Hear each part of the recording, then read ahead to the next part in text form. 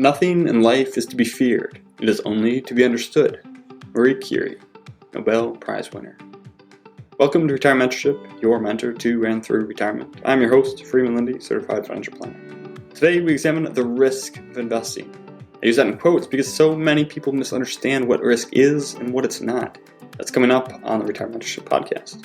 First, the Retirement Mentorship 2-Minute Tune-In, the primary points of the podcast in 2 minutes. We're told repeatedly by the public and professionals that investing involves risk. Investing is risky, but what does that mean? When most people think of the riskiness of investing, they are thinking about the chances they may lose all their money. But that is only one form of risk, one that is easily removed. There are 3 types of investment risk that we face. These will not be the academic definitions of risk, but they are the real-world versions that we will face. The 3 risks are the risk of zero, the chance that the value of your investments goes to zero. This risk is what most people think of when they think of risk. So when they are told that all equity investing involves risk, they think that all investments have the chance of going to zero. People who believe that all risk is the risk of zero are the ones who fall victim to the 4th horseman, panic. Everything is risky. Everything is going down. Therefore, we better get out now before that happens. Or worse yet, they never invest in the first place because investing is risky. Risk of change, the chance of drastic changes in the value of your investments. This risk is otherwise known as volatility. Some investments are more volatile than others. They have a greater chance that their values will change drastically, for good or ill. The problem is that academics use the same word for volatility that they do for the chances of going to zero. They say that these investments are more risky. They mean they're more volatile, but what people hear is that there's a great chance they will go to zero. This is not always the case, and we'll see why. Risk of diminishment, the chance that an investment's return may be lower than expected or required. This risk generally applies in investments that are vaunted as good opportunities. Potential upside is that it could perform significantly better than other investments. The risk is that the actual return may languish or be diminished. While it doesn't go to zero, it doesn't do what's required. And after a few years of subpar returns, you'll never be able to come back from that. The fact that all these risks have the same name has led many to miss out on the fantastic phenomenon of equity investing, and has led others to make catastrophic mistakes. Let's look in depth at each and why you need the correct belief about the risks of investing. That's coming up on the Retirement Mentorship podcast.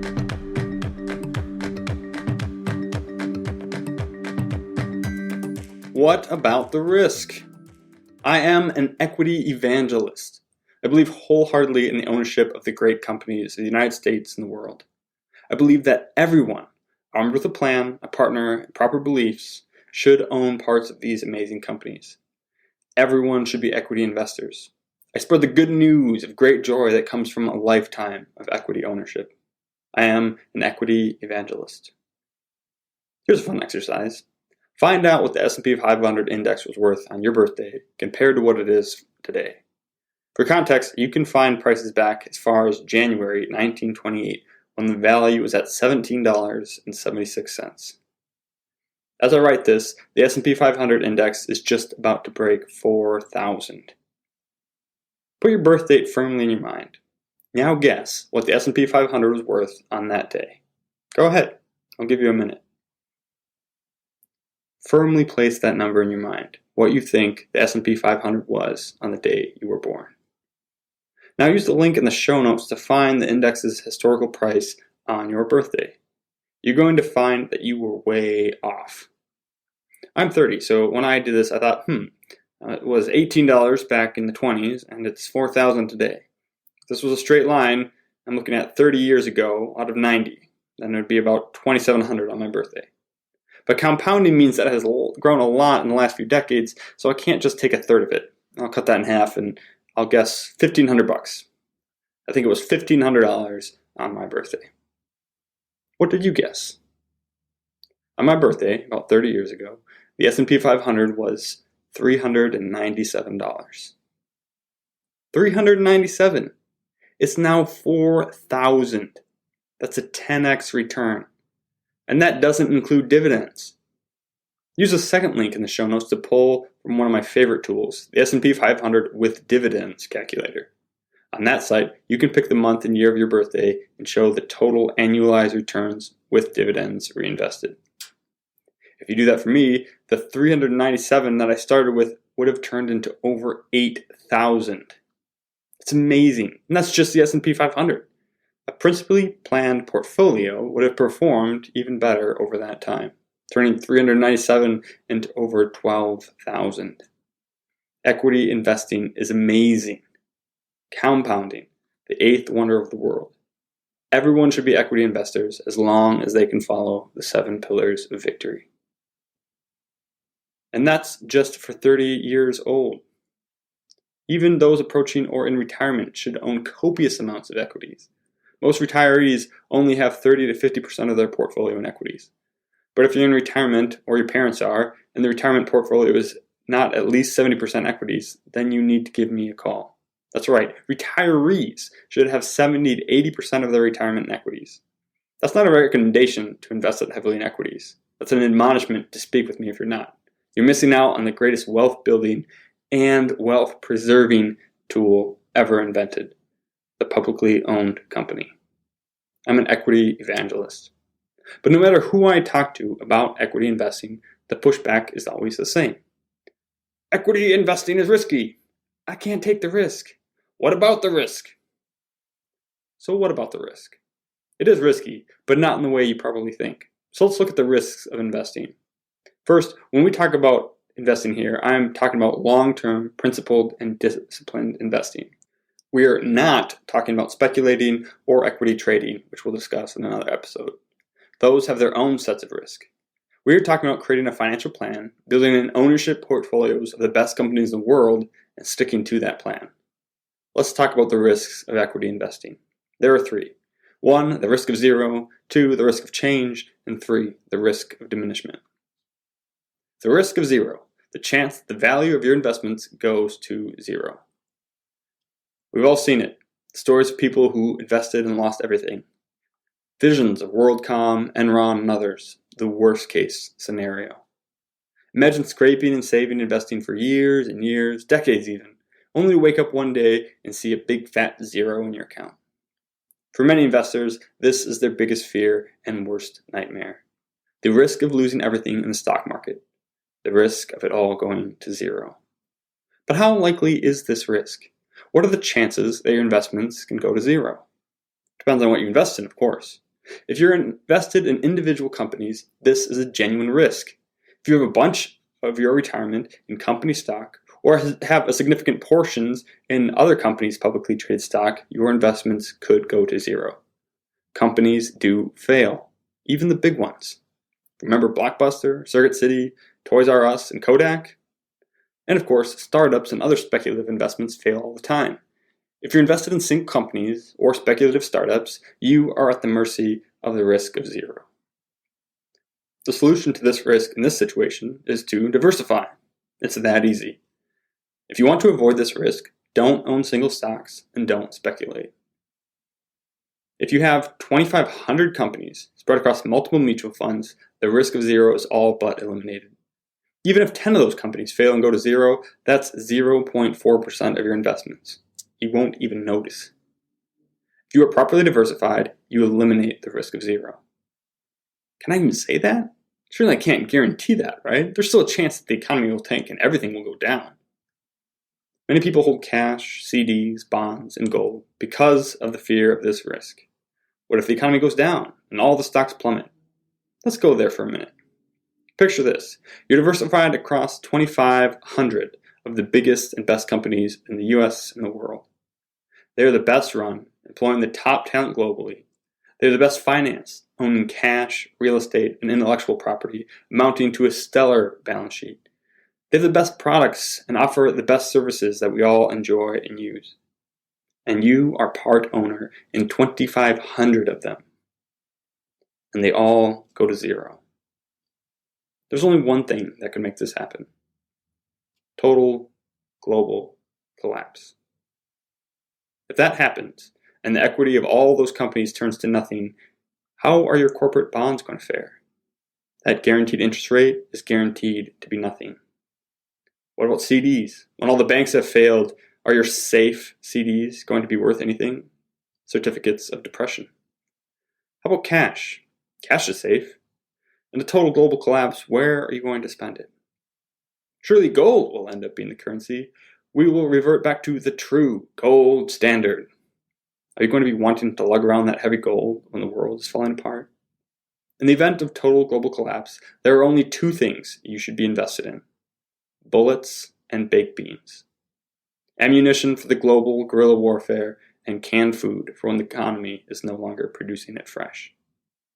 If you are anxious about global economic collapse, join the Doomsday Preppers, the movement, and get yourself a bunker and some rations. That's a separate issue from retirement investing. It has never happened, it may never happen, and surely is not something we can create investment policy around. So yes, I'll say it. If you're properly diversified, there is no risk of zero. If I end up being wrong and all the best companies in the world go to zero, then you can sue me. Good luck with that. The solution to the risk of zero is to get a proper investment plan with a properly diversified portfolio and stick to it. The risk of zero is not a real risk to a good equity investment plan. The risk of change. The chance of drastic changes in the value of your investment. The risk people are often talking about regarding equity investing is the risk of change, the chance that your equity investment's value will drastically change. This happens all the time. The values of equities are constantly fluctuating. Of course, when people refer to it as risky, they aren't talking about when the change is positive. They only mean when the change is negative. It's called volatility. The values of equities and equity funds are volatile, some more than others. The more volatile an equity investment is, the more quote-unquote risky it is said to be, which when applied to a fund of high-quality equities is a misnomer. Let's not confuse risk with volatility. Sure, some equity funds are risky both in the sense that they are volatile and in the sense that they could go to zero or face a third risk. But in that case, we're talking about small funds of companies investing in startups or small countries around the world. Those funds are rare and most people aren't in them. So let me say the following statement very clearly. Volatility is not your enemy. There's nothing wrong with volatility. It's quote-unquote scary only because we've been taught to think so. It does not matter what happens to the value of your investments while you hold it. Only three things matter. 1, the value on the day you bought it. 2, the value on the day you sell it. And 3, the difference between those two values relative to the time between those 2 days. Everything in between is noise. The point of investing is to increase your net worth. It's to make money. You do that by purchasing things that pay you, such as dividends, and that increase in value. The point of investing is not to reduce volatility. But when we in the investment industry, and we as investors, have confused these goals, it's a chicken and egg situation as to which came first. It has been a spiral of investors being more afraid of volatility and professionals happy to oblige with new products and theories to decrease volatility, thereby communicating that investors should be afraid of it. Whole methods have been produced with one goal in mind: reduce volatility. Modern portfolio theory, the efficient frontier, investment betas, and standard deviation, all with the goal of achieving better returns with lower volatility. But why? Say you have $1 million invested, 10 years before you need any of it. Investment strategy A uses complex equity and bond strategies with a core and satellite approach, interlaced with inverse ETFs, momentum-based trading, commodities, and real estate futures. The goal is to maximize return while lowering volatility, mistitled risk. The strategy turns you $1 million into $1.5 million after fees over 7 years, with 3 years to go before you need it. And they achieve this with relatively low total portfolio volatility due to all the contrasting strategies. Investment strategy B uses simple equity investing strategy, combining discipline, patience, and rebalancing to turn the $1 million into $2 million in the same 7 years, albeit with significantly more volatility. You take on some volatility and an additional $500,000. And you still have 3 years to ease some of it out into what we call a blue bucket before you need it. More of that in a future episode. Investing with the goal of making money while reducing volatility is like exercising with the goal of strengthening your heart and muscles while reducing sweat. The point of exercising is to strengthen your heart and muscles so that you have more energy, feel better, and live longer. An unfortunate side effect of that is that you sweat. There are ways to work out where you reduce the amount that you would sweat, but the goal is somewhat incompatible with the ultimate goal. In the end, there is no way to reduce sweat without reducing the effectiveness of your workout. You can't be afraid of a little sweat. Just create routines around it, such as showering before you go to work. Problem solved. If you want to be healthy, you must embrace sweat. If you want to be wealthy, you must embrace volatility. Simply create a plan around it. Don't try to avoid it. Deal with it. Volatility is not to be feared. It is only to be understood.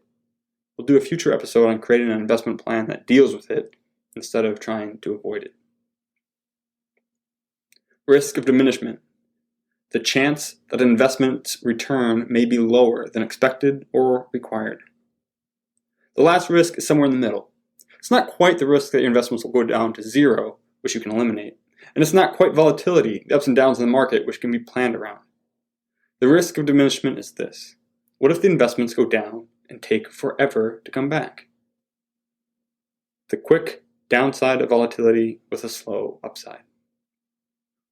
Or, even without a downside, what if you initially invest and it simply doesn't do as expected? First, let's look at this from a total equity market side, then an individual fund side. Some have asked if we can expect the historical equity returns in the future. Sure, the S&P 500 has averaged 10% total return since 1957, and even over the last 30 years. But will it continue to do that? What about all these experts that point that equity returns are going to be lower going forward, perhaps as low as 7 or even 6%? Is it worth taking on the risk of equities if the returns won't be as high? What if future returns are lower than expected or required? Let's first acknowledge that we can eliminate the risk of zero, and volatility itself is not a risk. It's something we can plan for and around. So the question is it worth taking on the volatility of equities if the return is not as high? A crucial distinction. Before exploring correct answers, we must first ensure we are asking the right questions. And that is a fair question. We just stated that the point of investing is to make money, not to avoid volatility. But what if the money you are making is less? Then what? What if equity returns are lower? The answer? They will still have the highest real relative returns. This is a crucial concept that will get its own episode, but in short, it does not matter what the nominal returns of any investment are. What matters is the real returns, the amount over inflation, and the relative returns, the returns compared to any other option. Let's say historically that equity returns were 10%, fixed income returns were 5%, and inflation was 2.5%. Equity annualized returns were twice that of fixed income, amounting to a dollar difference of 4 times as much over 30 years. So over 30 years, equities would have had a relative return to fixed income alternatives of quadruple. Equity annualized returns will quadruple that of inflation, leading to a real dollar return of 10 times inflation. A 2-liter that cost $1 went to $2 for that same bottle. Meanwhile, your invested equity went from $1 to $20. You can afford the $2 2-liter. Now let's look forward. Let's say that over the next 30 years, equity returns are only 7%. Fixed income returns are 3.5%, and inflation is 1%. Equity annualized returns are still twice that of fixed income, relative returns, and 7 times inflation, real returns. In 30 years, your $1 item will end up costing $1.35, while your $1 equity investment will be $8. Not as good as the first scenario, but still fine. They're certainly better than the $2.85 your fixed income will reach. Over time, equities have always had the best real relative returns over fixed income and inflation. So even if the broad equity market returns are expected to be lower, everything else will be lower as well. As for individual funds, that may be another matter. Of course, owning individual stocks always runs this risk. There's an excellent chance that a stock of a single company performs worse than expected. But as with the risk of zero, we can diversify away that risk. But what about whole funds? What if we invest in a whole fund or sector or style and it performs much worse than expected in the future? What about the risk of that happening? What are the chances that happens? This risk can be partly addressed by good investment portfolio construction. Choosing funds and styles that have performed consistently well over lifetimes give us the best chance of avoiding this risk in the future. Where the chances of lower performance are greatest is with funds constructed around new ideas and untested theories. This happens a lot with new investment formulas and strategies. They appear promising at first and may even have a few good years, but then they begin to sag and never line up to their height. You've fallen for one of these new strategies, there may be no hope for recovering those lost gains. Take your medicine and move into strategies that are time-tested and approved. Stop trying to make a killing and you'll stop being killed. Patience and discipline are the requirements, not chasing returns and poor diversification. Lastly, this could happen to an otherwise historically good style. Perhaps you've had a lot invested in large cap value companies because historically they performed very well. Perhaps though, they never do so again, and they continually lose out to growth in small companies for the rest of your investing life. While a good investment style may go sour, it's unlikely and unknowable to which it will happen. And you can't make investment policy out of unknowables. The risk of this happening is smaller than the risk of being left behind entirely due to fear of equity investing. The bottom line, you must invest in equities. You must have a solid equity investing plan, funded by an equity portfolio that you operate with patience and discipline. It remains the right way to realize real relative returns. With a properly constructed and diversified investment plan and portfolio, you can eliminate the risk of zero and most of the risk of diminishment. With the right plan and belief, you can embrace and leverage volatility instead of being afraid of it. What about the risk? What risk? Eliminate the real risks and embrace volatility. That is the path to wealth. Find an equity evangelist to help you build that plan and portfolio. Then flourish. Thanks for listening. We've reached the end of season 1.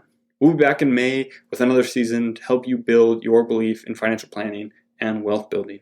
In the meantime, stay subscribed for mini bonus episodes to hold you over. I look forward to catching up soon. Take care.